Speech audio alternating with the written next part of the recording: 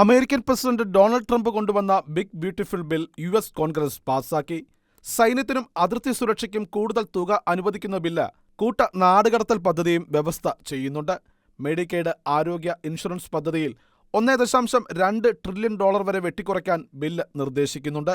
സാമൂഹിക ക്ഷേമ പദ്ധതികൾ വെട്ടിക്കുറയ്ക്കാനും ദേശീയ കടത്തിൽ $3 ട്രില്യൺ കൂട്ടിച്ചേർക്കാനും ഉദ്ദേശിച്ചുള്ള ബില്ലാണ് അമേരിക്കൻ കോൺഗ്രസും അംഗീകരിച്ചിരിക്കുന്നത്. ഡെമോക്രാറ്റിക് അംഗങ്ങളിൽ നിന്നും ശക്തമായ എതിർപ്പുണ്ടായിട്ടും നേരിയ ഭൂരിപക്ഷത്തിൽ ബില്ല് സെനറ്റിലും ജനപ്രതിനിധി സഭയിലും പാസാക്കാൻ ട്രംപിന് സാധിച്ചത് നേട്ടമായാണ് വിലയിരുത്തപ്പെടുന്നത്. നേരത്തെ ഡോജ് മേധാവിയായിരുന്ന മസ്കും ട്രംപും തമ്മിൽ അകലുന്നതിനും വാക്കുതർക്കങ്ങളിൽ ഏർപ്പെടുന്നതിനും കാരണമായത് ബിഗ് ബ്യൂട്ടിഫുൾ ബില്ലായിരുന്നു.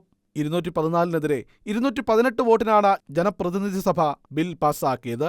കെൻഡക്കിയിൽ നിന്നുള്ള റിപ്പബ്ലിക്കൻ പ്രതിനിധികൾ തോമസ് മാസിയും പെൻസിൽവാനിയയിൽ നിന്നുള്ള ബ്രയാൻ ഫിറ്റ്സ്പാട്രിക്കുമായിരുന്നു ട്രംപിന്റെ ബിഗ് ബ്യൂട്ടിഫുൾ ബില്ലിനെതിരെ വോട്ട് ചെയ്തത്.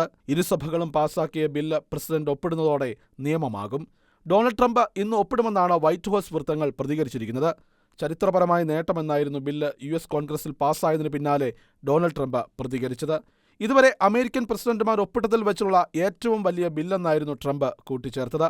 ഇത് രാജ്യത്തിന് കുതിപ്പേകുമെന്നും ട്രംപ് വ്യക്തമാക്കി. ബിഗ് ബ്യൂട്ടിഫുൾ ബില്ല് വെള്ളിയാഴ്ച വൈകുന്നേരം 5 മണിക്ക് ഒപ്പുവെക്കുമെന്നാണ് White House press secretary Karoline Leavitt അറിയിച്ചിരിക്കുന്നത്. അമേരിക്കൻ വൈസ് പ്രസിഡന്റ് JD വാൻസും ബിൽ പാസ്സായതിൽ സന്തോഷമറിയിച്ച് രംഗത്തെത്തിയിട്ടുണ്ട്. ഇന്റർനാഷണൽ ഡെസ്ക്, ഷെക്കേന ന്യൂസ്.